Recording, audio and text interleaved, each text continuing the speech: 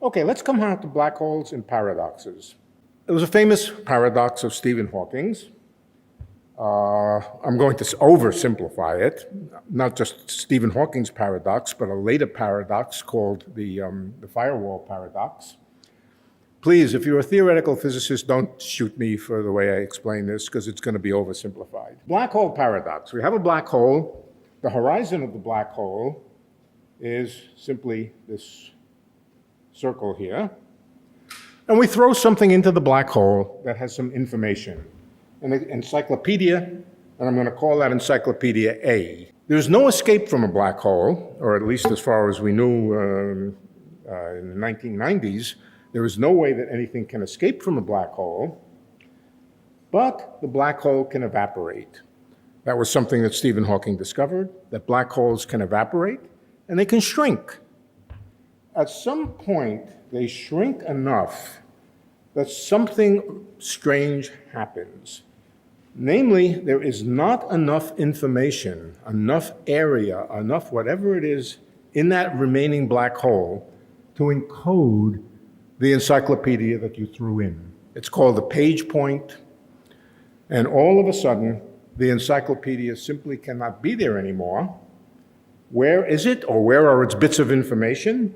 They're in the Hawking radiation. So the encyclopedia gets transferred, or the information of the encyclopedia gets transferred to the radiation. That's a quantum mechanical principle that we've known about for a long time. And if you take that radiation, imagine somebody takes that radiation, grabs all the photons, puts them in a box, and squeezes that box down into some small box somewheres, then what this is telling us, the quantum mechanics, is that the encyclopedia, again, I emphasize that by that I mean the bits that comprise the information in the encyclopedia, is transferred from the black hole to the radiation, or to the black hole that the radiation might have been compressed into. In other words, as the black hole shrinks, it cannot hold any information, and if it can't hold any information, nothing can fall into it anymore. And one says that there is a firewall at the horizon. Firewall doesn't mean in the sense of burning up. It means in the sense of an information firewall, that no information can fall into the black hole anymore. Every time you try to do so, it pops out and it appears far away in the radiation. That's the idea. Now, this idea of a firewall was very, very badly at odds with what we knew about general relativity. General relativity always said that you can always put things into the black hole and they will simply stay there. So this led to this paradox, the so-called firewall paradox. We could say it this way: either there is a firewall, or we'll sometimes call, Raphael, were you the inventor of A equals RB? I think you might have been. Yes, I think he was, as a matter of fact. The idea is a generalization of the holographic idea that things are not where you think they are, and that in fact, the encyclopedia, which is in fact behind the horizon of the black hole, but its bits of information are found far away in the Hawking radiation. Don't worry about what A and RB stand for. What it says is that the information comprising the thing inside the black hole is far away on Alpha Centauri in some other system. In other words, it's an extreme version of this holographic idea that things are just not where you think they are. Well, that seemed too crazy. I think even Raphael thought it was too crazy. It did seem too crazy. For one thing, it seemed to suggest that if somebody far away manipulated the radiation in this box, it would immediately have an effect on the interior of the black hole. An effect which, if somebody jumped into the black hole, would detect what was done far away. And that seemed totally inconsistent with the idea that close things can affect close things, but they can't affect far things. Well, it needed a new idea. Resolving this puzzle required a new idea. And the new idea is called ER equals EPR. ER stands, well, let's first do EPR. How many people here know what EPR stands for? A good fraction of you, good. It stands, of course, for Einstein, Podolsky, and Rosen, but it also is the phenomena of entanglement, quantum entanglement. Now, I'm not going to tell you exactly what the quantum entanglement is. It's what Einstein called spooky action at a distance. I'm just going to tell you a very, very simple version of it. Two things, they could just be two electrons, or they could be two nuclei, or they could be two macroscopic objects, are entangled if, by measuring one of them, you find out certain kinds of quantum information about the other one, no matter how far away that other one is. Let's just call that entanglement. Now, all my physicist friends know that I'm being oversimplified, but there is this phenomena of sharing information between two different distant systems that's called EPR entanglement, and it's a very mysterious phenomenon. And I'm not going to explain it now, we'll just say it exists. That was the year 1935 when Einstein, Podolsky, and Rosen discovered, or at least, let's make it simple, discovered entanglement. It was incidentally a very good year for Einstein. Einstein, I think, had 3 really good years.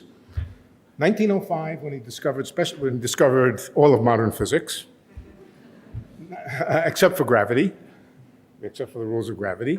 1915 or so, when he completed the general theory of relativity and understood gravity. And 1935, which is much less famous, in which he discovered this phenomena of entanglement, but the same exact year, he discovered something else called Einstein-Rosen bridges. Einstein, or sometimes called wormholes. Wormholes are a solution of Einstein's equations in which you have two black holes far away from each other with a kind of tunnel of space between them.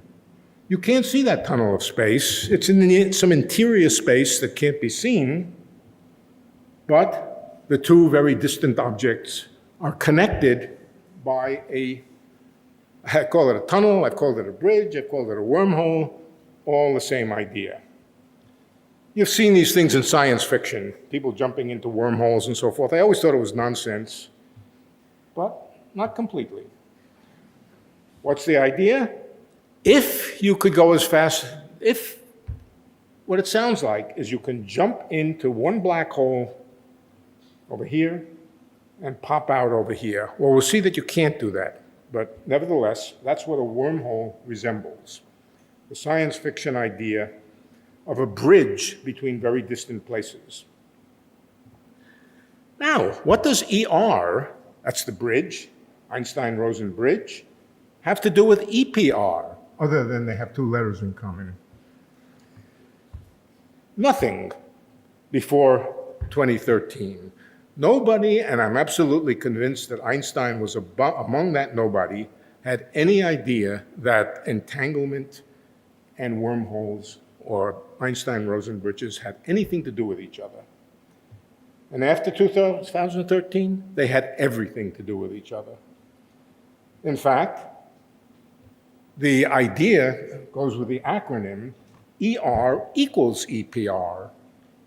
You could call it P equals 1, but nobody does. ER, the idea of a bridge between distant regions of space, and the idea of entanglement are the same idea. So I'm going to show you a little bit about how that works. The rectangle here is supposed to be space, a big region of space. Over here on Earth, we have a bunch of particles. Far away on Alpha Centauri, we have another bunch of particles, 2 clouds of particles. Those particles have never been in contact with each other. They don't know about each other. They're completely separate with no prior interaction between them. I'm going to take this sheet of space and fold it over, not because it's folded over, but just I want to draw it that way to make a point. But it is still true that this cloud over here is far from this cloud because you have to go around this long way to get there. What happens if you let those clouds of particles collapse, shrink? They form black holes. That's what a black hole is. It's the shrinkage and collapse of a star, for example. These could form a star eventually, and after a star, they could form black holes. And those black holes will be completely separate from each other with no connection between them.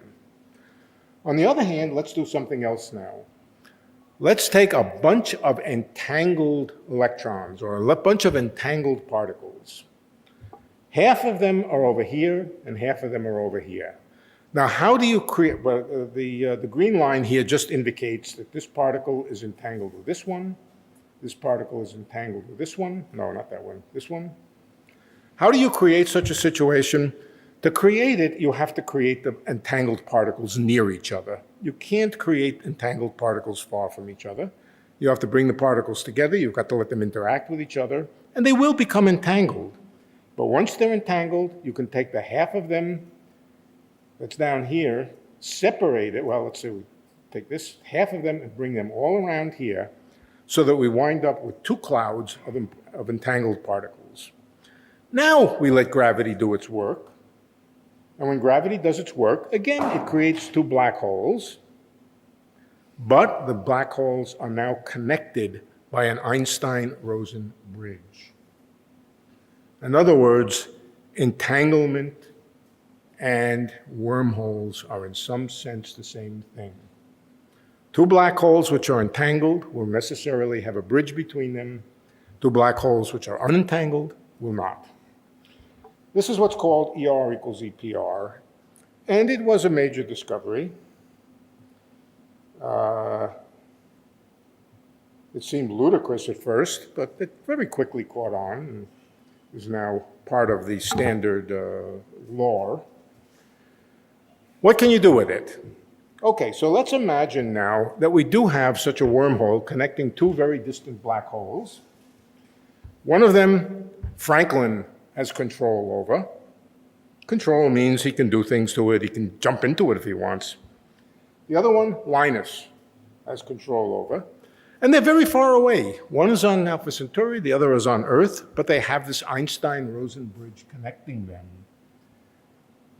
Well, with enough care and enough fine-tuning, they can arrange these black holes so that they can each jump into their own black hole and in a very short period of time can meet at the center and shake hands.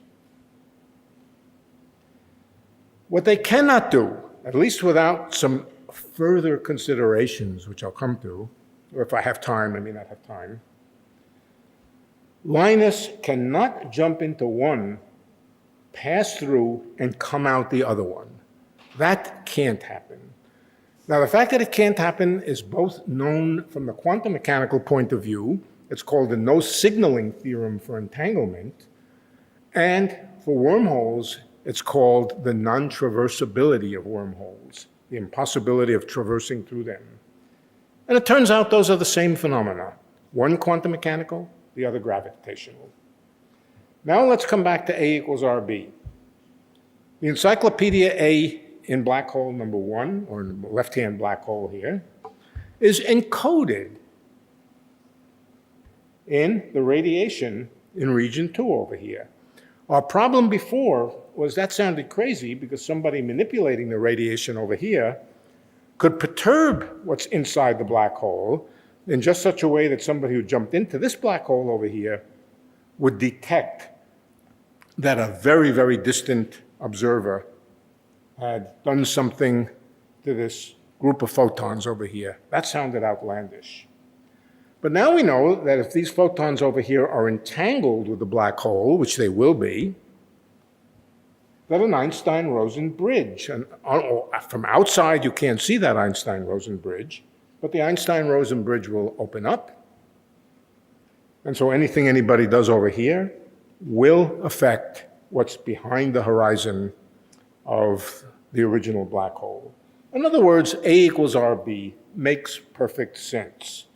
Again, It has to do with this basic idea that information is not where you think it is.